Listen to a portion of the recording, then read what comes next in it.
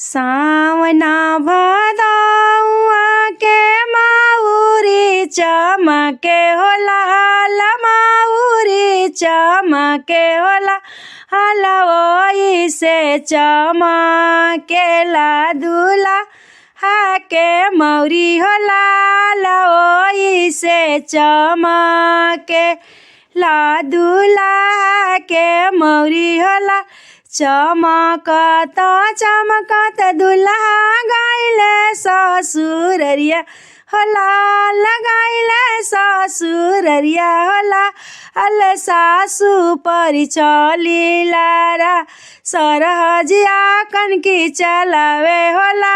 अल सास परी चलिला रा सरहजिया कनकी मारे होला।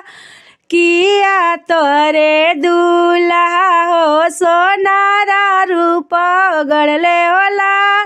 किया तोरे आहो दुल्हा सोनारा रूपवा गढ़ होला। किया तोरे दुल्हा सोना राइयर किया तोरे दुल्हा मम्मी के इयर होला।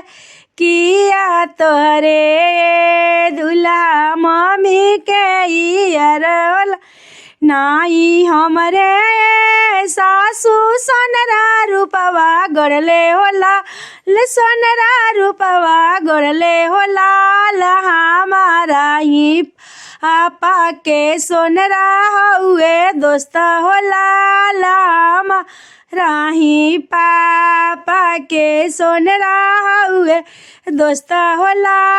हमारा ससुइया रानी के दोस्त यार होला।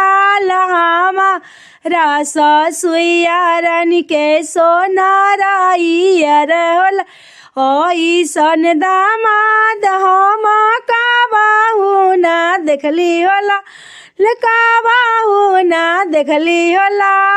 उलटी पलटी एके करेला जवाब होला।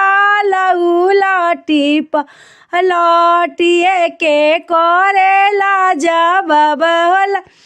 सवना भदौआ के बिजुली चमके होला बिजुली चमके होला।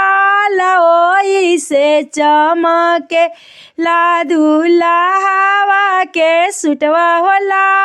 ओई से चमकेला दुल्हा के लरिया होला।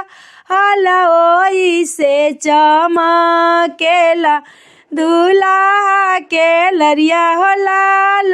ओई से